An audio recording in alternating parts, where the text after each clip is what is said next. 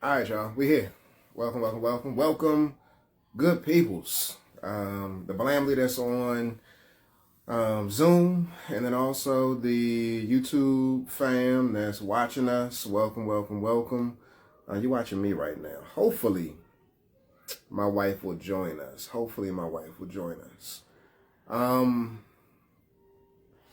Let me just kick this thing off, y'all, by saying that God is good. God is good. I don't even know what just happened, but something amazing just happened. Something really amazing just happened. So you see, my wife is not sitting next to me. She's not sitting next to me, but hopefully she'll come join me. So a moment ago, y'all, my wife, she finished up the Art of Overcoming experience. For those of y'all who are on IG, my wife is taking some sisters through a 21-day process. And we were supposed to be starting this at 6:30 p.m. Pacific Standard Time, 9:30 p.m. Eastern Standard Time. And so I've been waiting and you know, just trying to wait for her to get finished. And so I said, let me go ahead and just start this process and get things rolling, and then she'll join me. We're supposed to be talking about sex and intimacy tonight and you know, rekindling that connection and that type of thing. And so I'm here sitting and waiting for my wife, and she opens up the door, and she's like, I don't think I can do it tonight.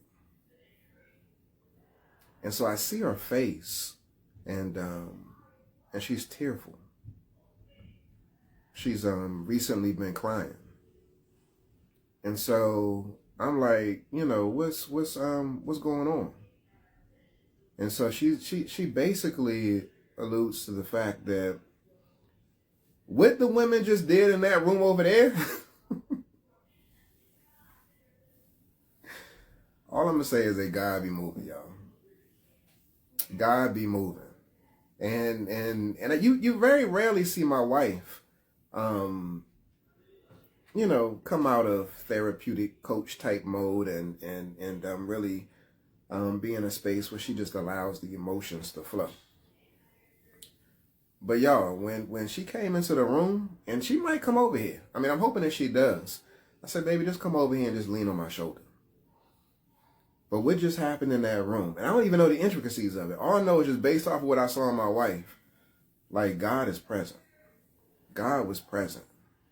And I know somebody got a blessing, somebody got a healing, somebody got a revealing, somebody got some enlightenment, somebody got some aha, somebody got something. And so I'm saying all of this to say that if you do nothing else, fam, you got to put yourself in the right rooms. Put yourself in the right rooms. You really do.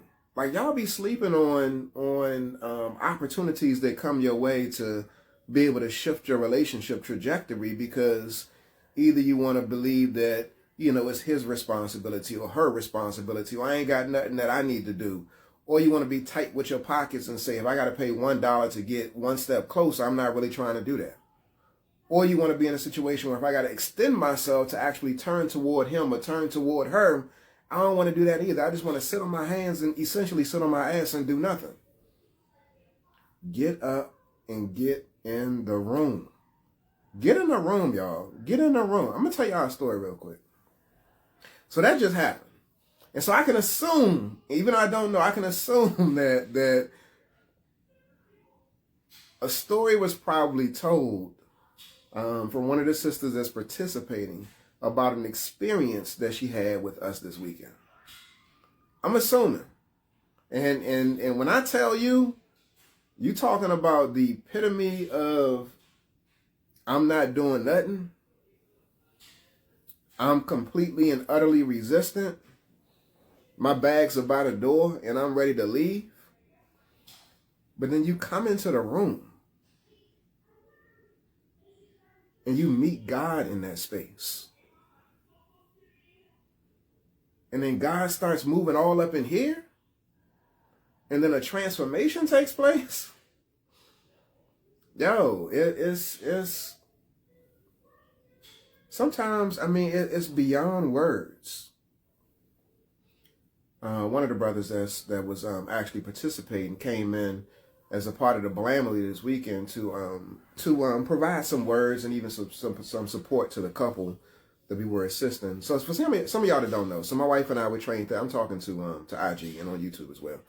So my wife and I were trained therapists, relationship coaches, and so of course we do one-on-one stuff, group coaching, and so I'm talking to members of the Blamley on Zoom.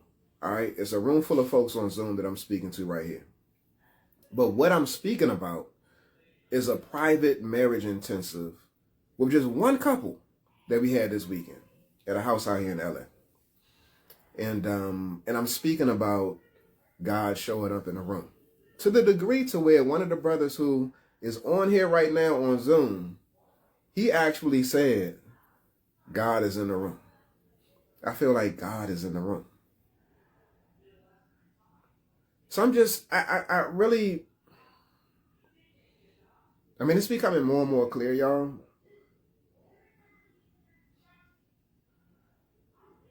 The impact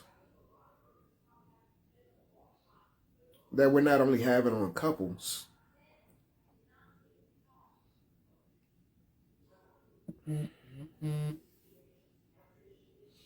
but that we're having on families too.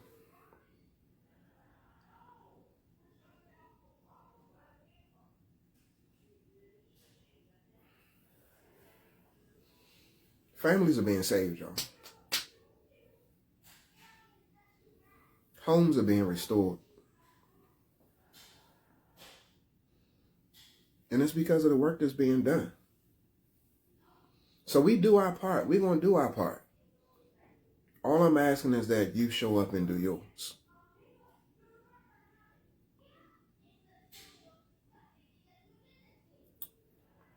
That's all I'm asking. That's all I'm asking.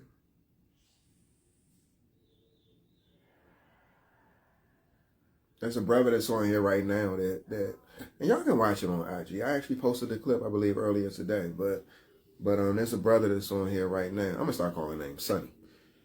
He said that he and his wife have been connected, and this is based off of going through the King Me Intensive. So if you haven't signed up, fellas, on IG or even here on YouTube or in the Zoom family, get your spot. Go to kingmeintensive.com. This is for men. But he said, just in doing this work, he noticed the connection between he and his wife increasing. But more importantly, how his family, his children are getting in alignment or getting in line behind him.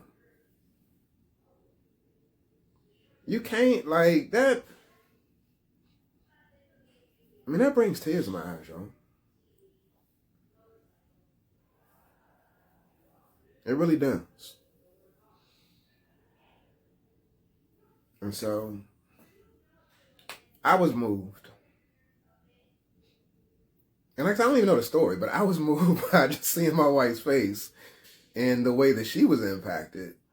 And me reflecting on what transpired this weekend with us doing this private marriage intensive with this couple. You got to get in position and you got to get in a room. You got to, y'all. You really got to. So I just wanted to kick it off by saying that. I hope everybody is well. And everybody is open. Or if you're not open, at least pivot a little bit. Rotate just a little bit so that you can actually turn towards being more open and letting the possibility of God, of love in.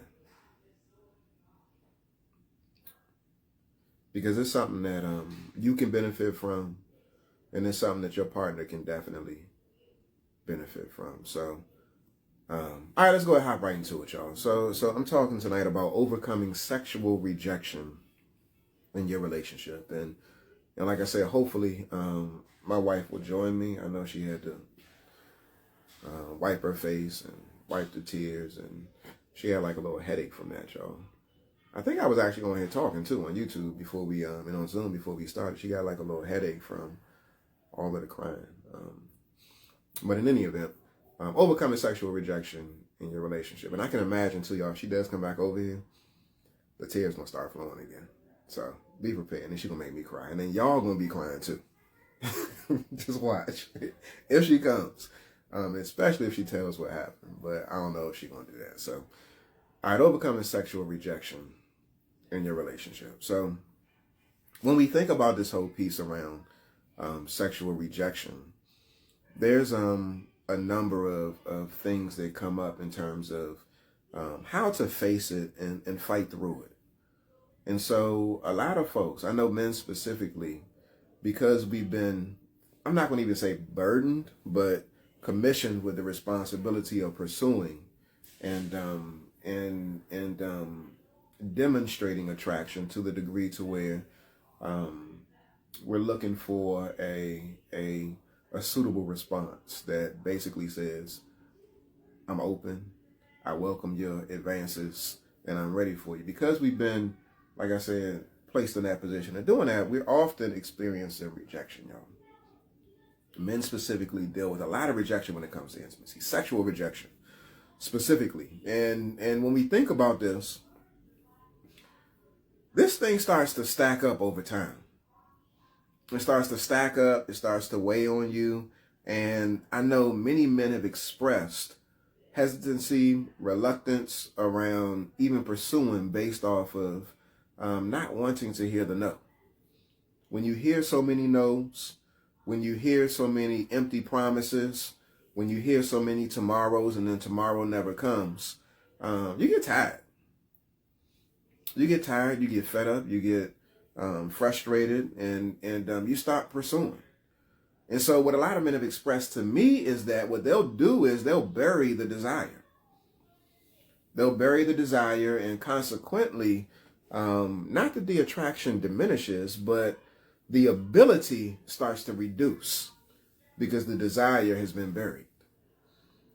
I'm sure that there's men who are on right now that can attest to the fact that, like, I just pivoted and shifted my view from her to my work. I shifted my view from her to our children. I shifted my view from her to my extended family, or the women's league, or the men's league, or the boys and girls club, or whatever it may be. But you can find other things to occupy your time. So a lot of men have expressed that. And I'm also aware in doing this work with not just men, but also women, that a lot of women have expressed this as well too. When their advances aren't reciprocated, when they aren't welcome, when they aren't returned, when they aren't well received, when there's rejection, when there's a no, when there's a stiff arm, it gets old, it gets tired. And sometimes it's very subtle too.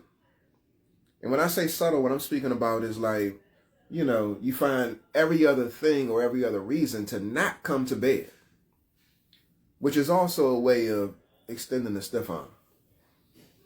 You create every excuse not to have an intimate moment, like take showers at different times of the day, take baths at different times of the day. You don't dress in front of your spouse. And as a result, like, the opportunity seems to evade you. Anybody experience that? Type a 1 in the chat if you've experienced that. If you've been in a relationship where the opportunity never seemed to be right because he wasn't available, she wasn't available. It's like there's mismatched opportunities, but the reality is that on a subtle level, it feels intentional. It feels very intentional. It feels like you're doing this thing deliberately. Like you're not really taking me into consideration, and like real talk, like you just don't want me.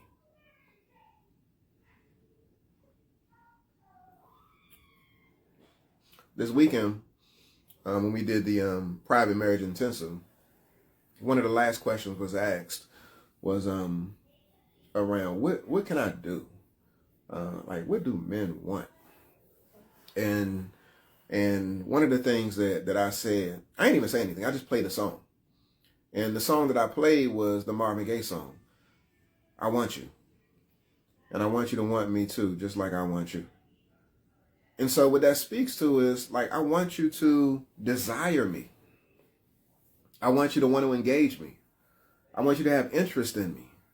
I want you to have an appetite for me. I got an appetite for my wife. I do. A big appetite. And so that's what your man wants from your woman, from his woman. He wants it to be reciprocated.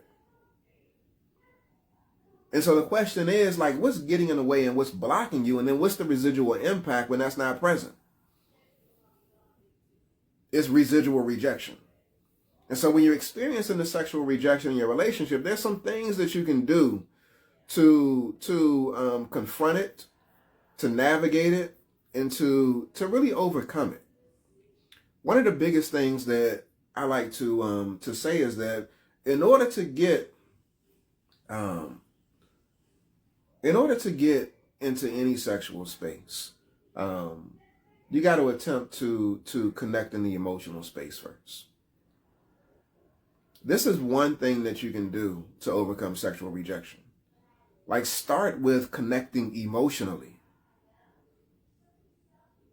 Like, women on here will attest, I'm speaking to the fellas now, women on here will attest to the fact that if you can connect in with my heart, y'all seen them water emojis that be like floating around on IG and Facebook and TikTok?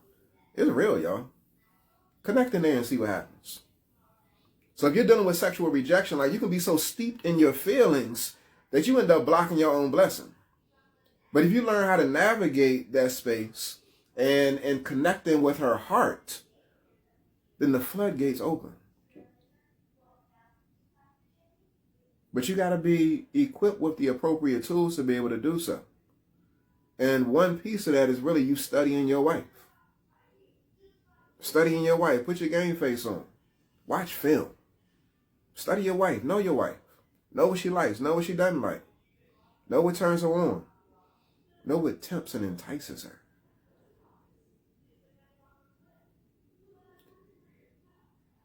My wife told me, if I do this one thing, I can have what I want. And she said, if you do it every night, you can have what you want. What is that thing for your wife? What's that thing for your wife? Do you know what it is? If you don't, find out. Everybody got a button, y'all. And it's not even that I want to push the button all the time. But when you have intimate conversations, when you tap into that heart space, when you get to know them, then what happens is that you get keys that you weren't necessarily allowed to have before. Everybody don't have the same keys. Some of y'all work in office buildings. And depending upon what your level is, you only got keys to certain doors. And so you in a relationship with your woman, or you in a relationship with your man, and the question is, do you got the right keys, or do you got all the keys to be able to open up all the doors? And if not, you need to go from the basement bottom level to really owning that shit. You do. Get your key game up. Get your key game up. Can you bring me a charger?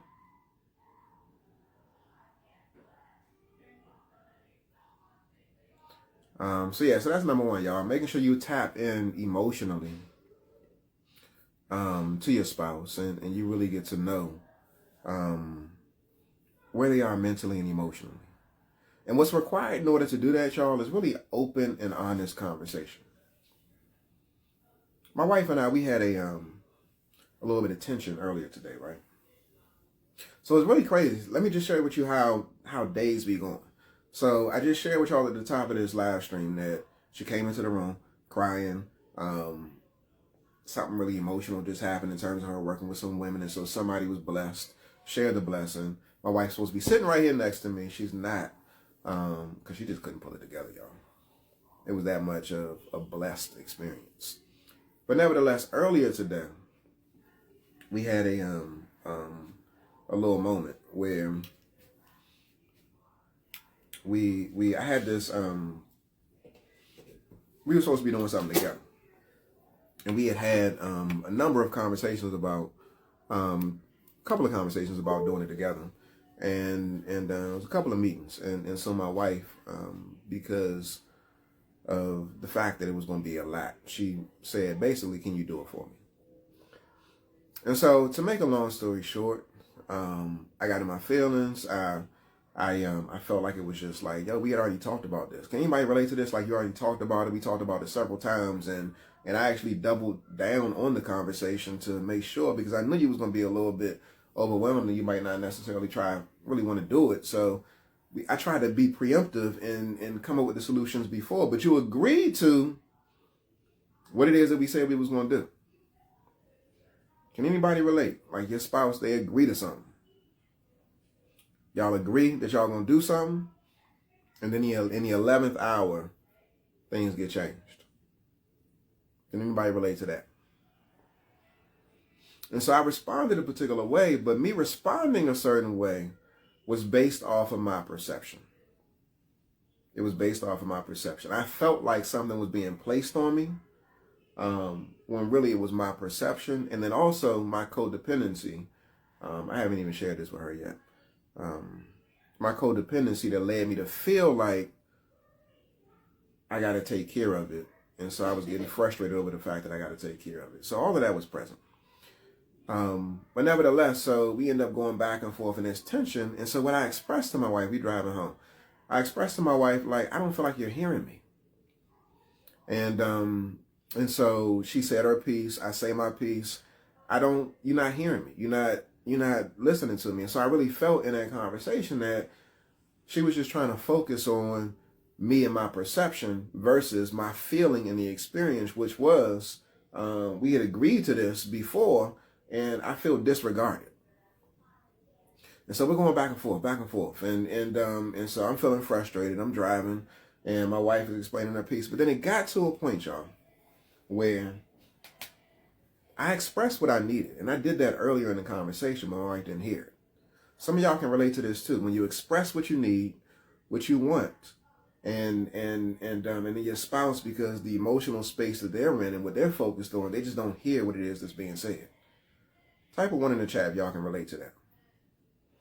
And so eventually, I believe my wife finally sensed that, because I said a couple of times, you're not hearing me. She slowed down for a second. And so what she said to me, y'all, was, to sum it up, I apologize. I apologize. I did not remember the conversations that we had before. And then she went on and on and on.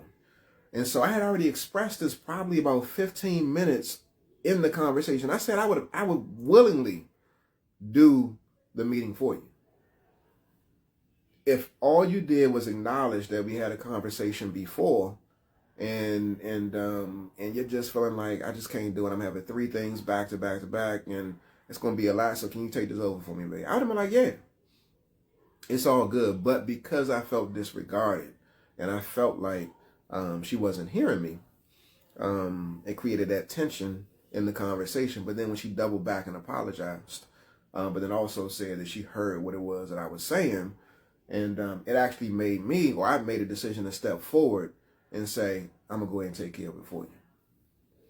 All I wanted, y'all, this is again dealing with sexual rejection. All I wanted was for this right here to be tended to. Can you speak to the disregard that I feel? Can you speak to that? Or are you going to speak to what you feel is the right thing to be speaking to? Can you speak to it? And if you can, then if you can identify and talk to my hurt, or talk to my issue, or talk to my concern, then at least address that or speak to it, and then move on to what it is that needs to be spoken about. Mrs. J.H. said, what would have been an appropriate response? So an appropriate response would have been this.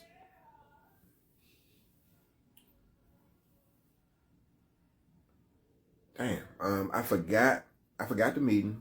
I forgot that we actually had a conversation about this, babe, and I'm sorry. You mentioned that we had spoken about this and we had come to an agreement about I was going to do A, B, C, and D. And so I don't really remember like us having that conversation. And so I know you put time and effort into try to plan certain things, and so I appreciate that. this right here is a lot for me. And so I would really appreciate it if you can step forward and take care of this for me. It's all gravy. Like, you're at least acknowledging that we spoke about this before, and you're not, and I don't even think that she was making it seem. I do think that she legitimately forgot. But again, if you acknowledge what it is that I'm lifting up, then I'm more inclined to give you what it is that you want. I'm more inclined to lean in. And so again, when it comes to communication being a way to deal with sexual rejection, you got to speak to the heart of the person. Speak to the heart of the person. And sometimes we make mistakes and things blow up because we make it bigger than what it needs to be, because we get preoccupied with focusing on the minor details, the petty details, versus really speaking to the heart of the person. What does the person need? Can you discipline yourself to shut your mouth and listen and give them what it is that you need or what they need? Don't focus on what you need. Focus on what they need. Can you discipline yourself and shut your mouth? And if you can do that, then what happens is that you end up, restoring the connection. And so that right there is something that's needed in order for you to deal with sexual rejection. It's that whole piece around, again, speaking to the heart of the person. Speaking to the heart of the person. You also want to look at emotional, not even emotional, but just root causes of the sexual disconnect. Root causes of the sexual disconnect. Like, some people really be stressing over body image. That's a real thing. Father time is undefeated, y'all. We all getting older. So there's some things about you that you don't like. There's some things about me that I don't like. There's some things about all of us that we just don't feel comfortable about. And so, again, if you got body issues, if you got past trauma that you're dealing with, if you got even medical concerns that are coming up, then these things right here can lead to there being some type of sexual disconnect in the relationship.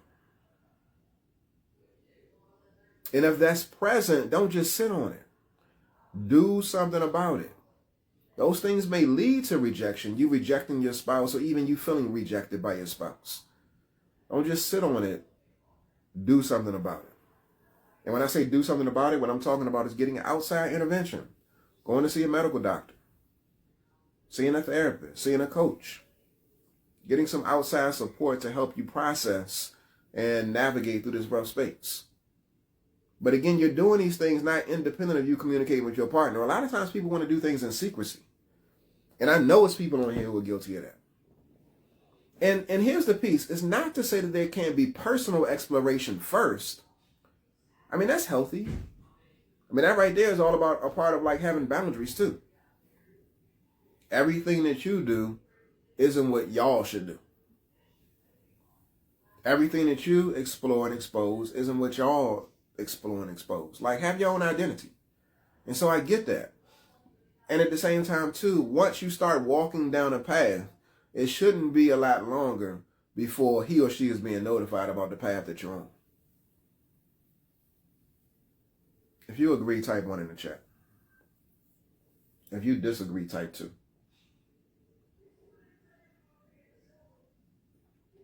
Once you start walking down the path to understanding the root cause, it shouldn't be a lot longer before he or she is made aware of what's going on. We be holding on to stuff real tight sometimes, y'all. But you know what the source of that is? There's a lack of trust. There's a lack of trust in a relationship.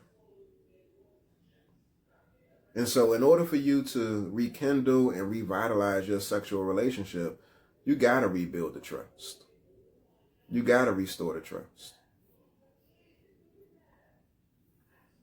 That's crucial. I mean, you're trusting somebody with the most intimate aspects of who you are as a person. I mean, ladies, you allowing somebody to penetrate you. That's very intimate. You have to trust somebody with the most sacred holies of holies. It's a spiritual experience.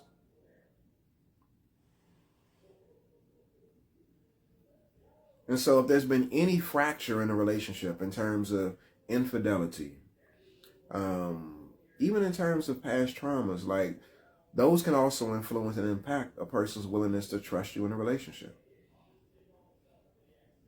Specifically when it comes to sexual intimacy.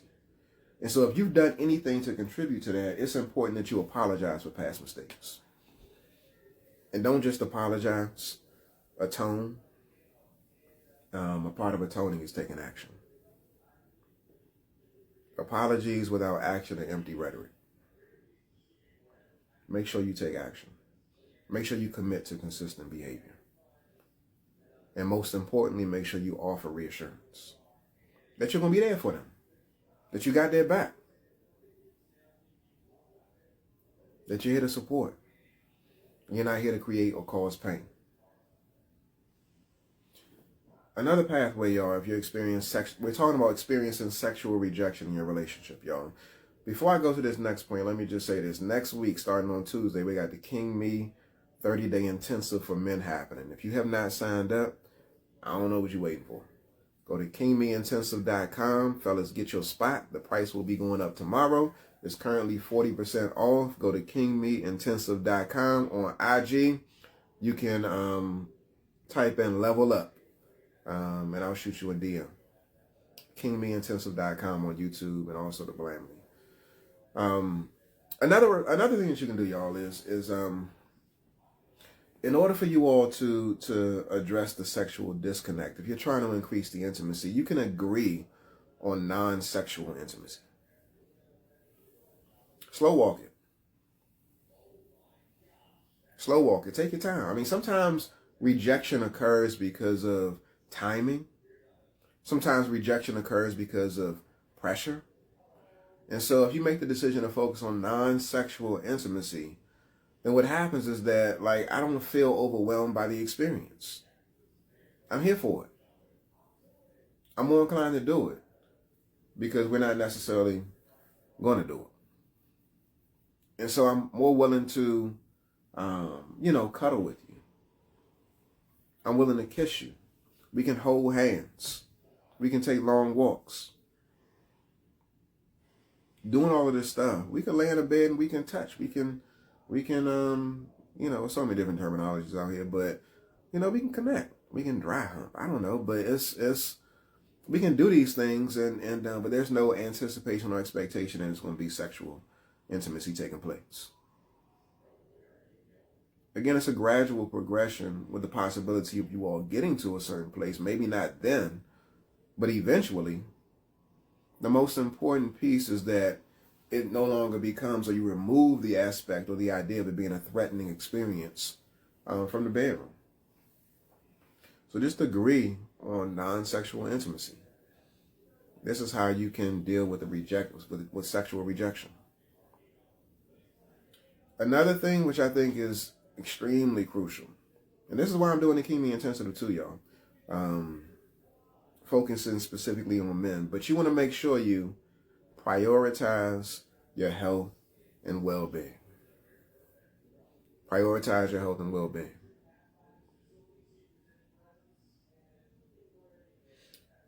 When you're not in a good space mentally and emotionally, then it can definitely impact your sexual desires. And so one of the things that you want to make sure you're doing is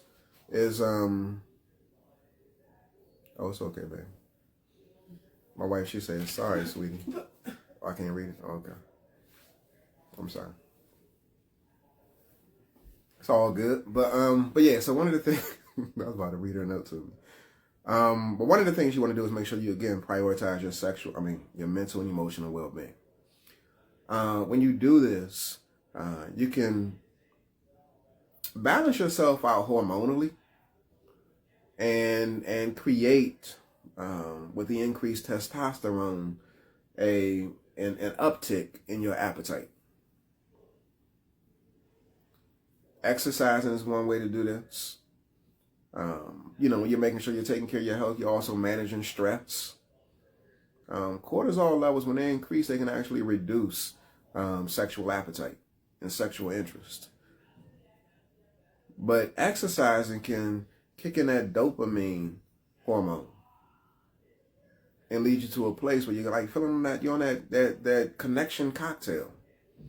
You got the oxytocin flowing, and different hormones are kicking in. And so when this happens, based off of you actually prioritizing your physical health, it can be a way in which you increase your desire for intimacy.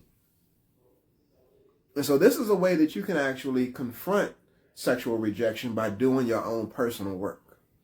When you feel good about yourself, you're more inclined to be in a room with your partner. You're more inclined to actually get naked in front of your partner. When you feel good about yourself, and when you're able to physically move in certain ways, you're not concerned about putting your legs here, putting your legs there.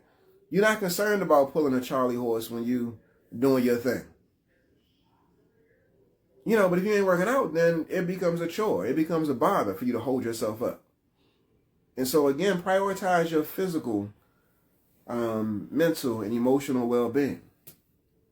When you do that, then it definitely can jumpstart your intimacy. You also want to, when you're having conversations about sex and intimacy, make it a blame-free and a shame-free zone when you're having these conversations. Like, don't criticize your man or your woman.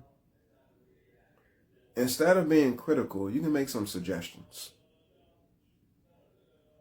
I see some comments on IG talking about physical attraction being an issue. It may happen. It may happen. As times change and as people age, it's the possibility is there where you may not be as attracted to your man or to your woman as you used to be. But peep this though, sometimes it may be instantaneous, but then other times it's a slow crawl. And so if it's a slow crawl, what are you doing in the meantime, in the interim, to make sure it doesn't get to a full-blown, all-out, I'm not interested in you, you ugly? What are you doing? What are you doing? Like, and if you're not paying attention to him or to her to the degree to where you're actually expressing, like, I liked when. How about we go work out here? What about us changing our diets and doing this? If you're not making these suggestions, then you're just watching him or her run into a brick wall, or better yet, running off of a ditch, running into a ditch. Don't let that happen. If you see it, say something. If you see something, say something.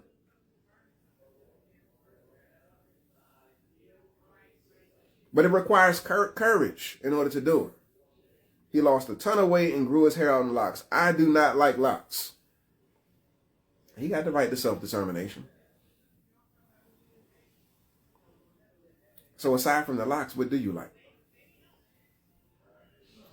That's one territory that I've been made aware of. Clearly, I don't want to mess with, like, my wife's hair. I don't want to make no comments. Like, she's, I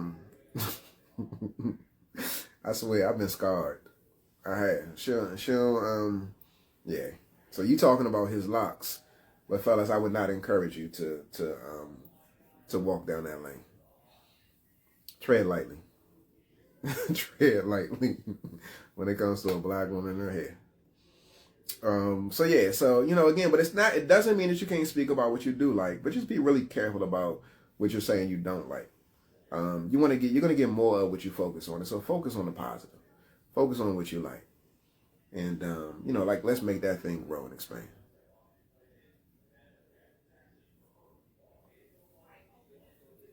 Yeah. So again, in terms of the physical appearance, we got to make sure we level up, y'all. Do the work that we need to do. One thing that I've been seeing more of, and I haven't seen it yet tonight, but I'm seeing more of the physical hygiene piece.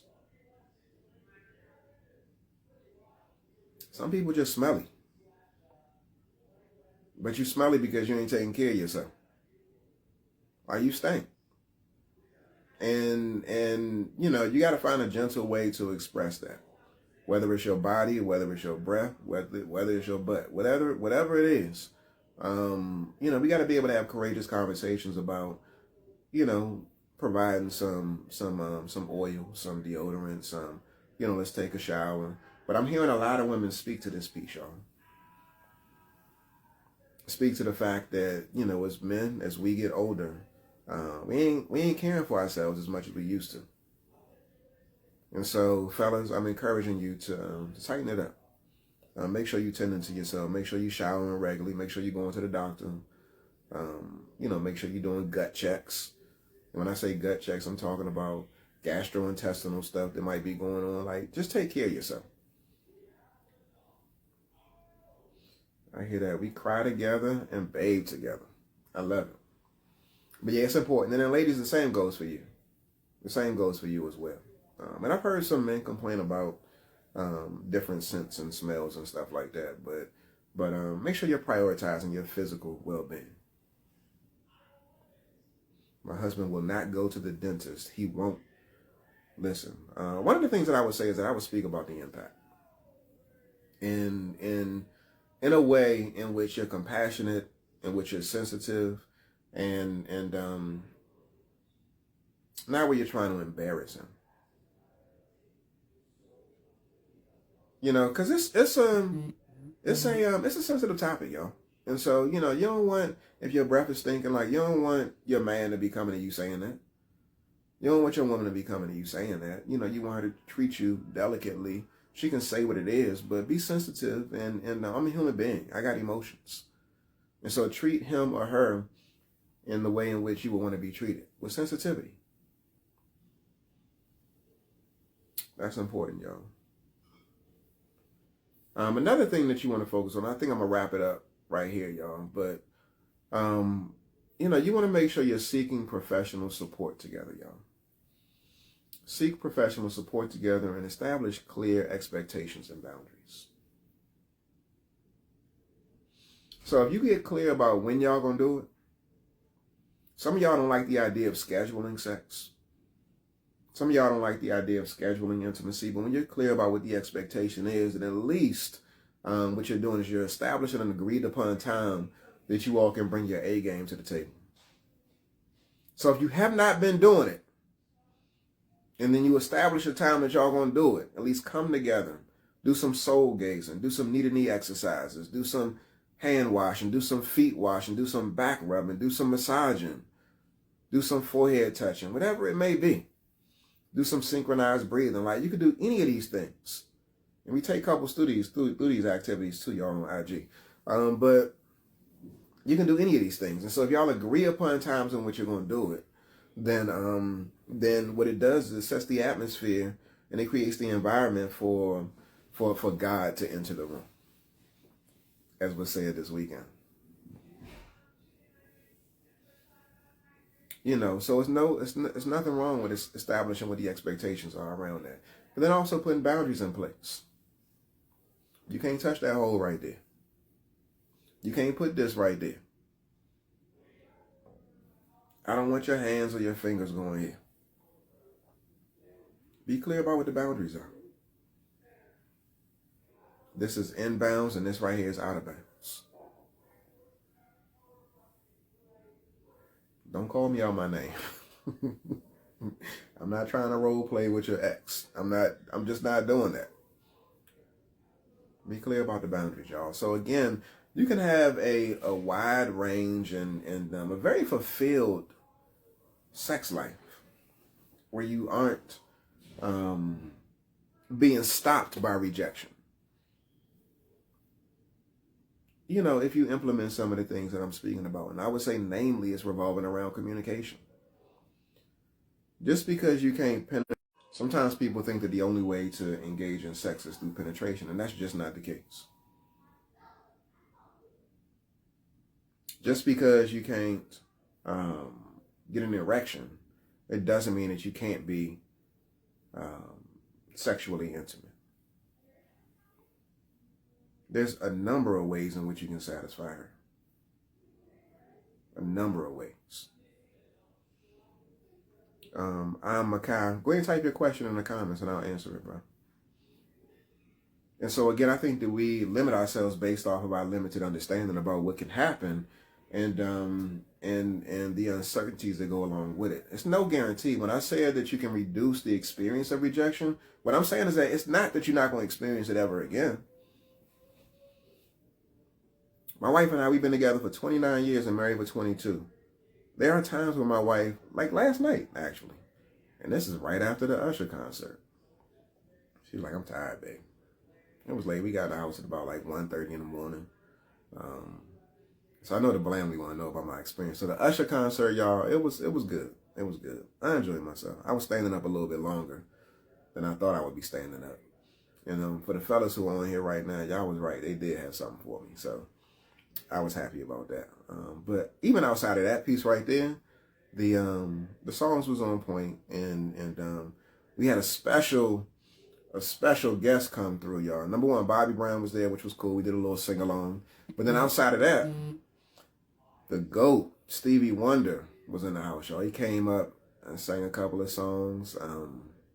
Man, that right there was worth the cost of admission itself. Just to be able to see him in person. Yo, have y'all seen Stevie before? Type a 1 in the chat if you've seen Stevie. This was my first. I had never seen Stevie before.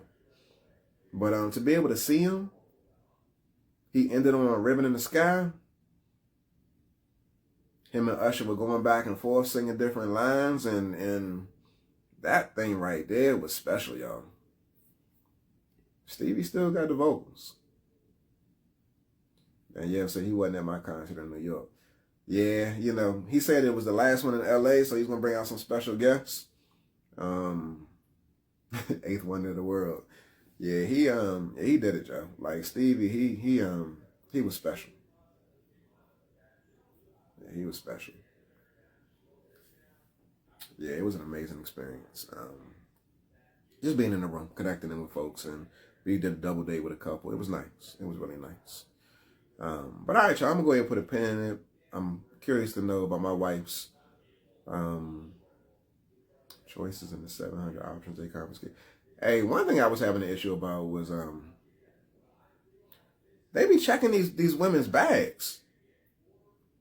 I mean, you can't, but I was noticing, like, my wife, she was about to actually throw away her bag. She was going to throw it away because she didn't want to walk back to the car. And I said, I'll take it back to the car. But she was like, no, I don't want to miss the show.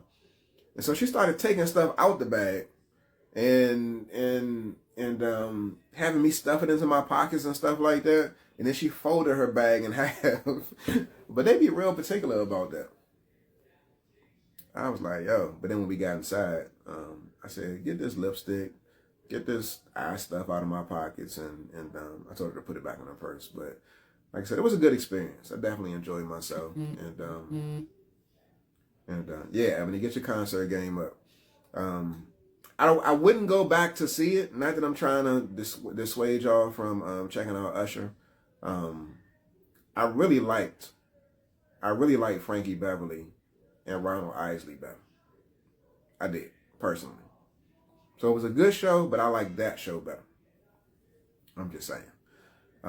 In any event, y'all, as I said, next week, October the 1st, we're kicking off the King Me Intensive. If you're a man that's in the room, you need to be in the room, y'all. It's going to be 30 days of us leaning in, doing our work, growing, and going to the next level.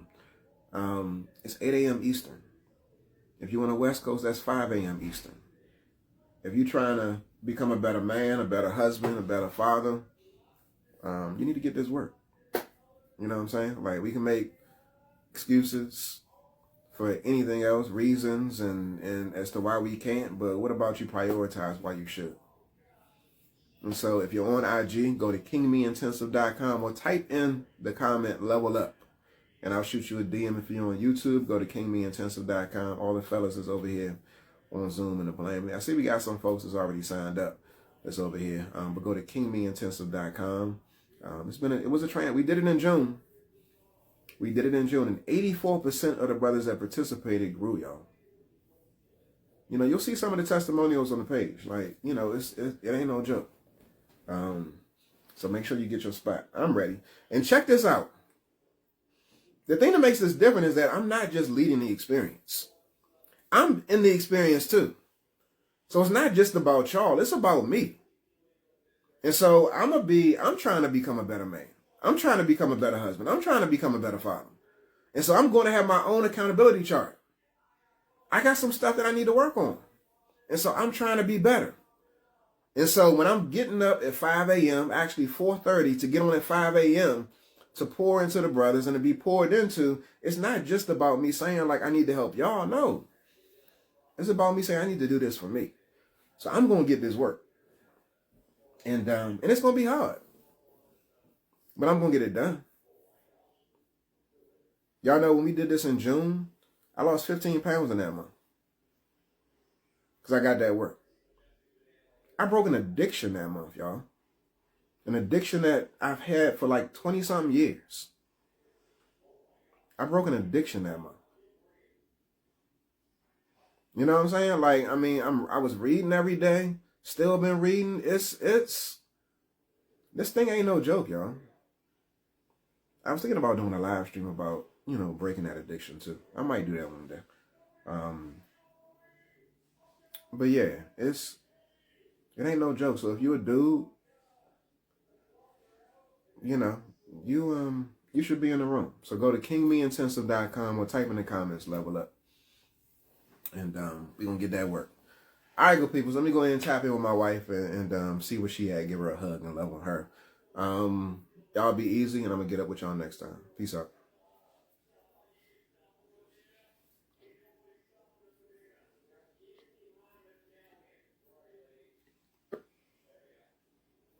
All right, IG.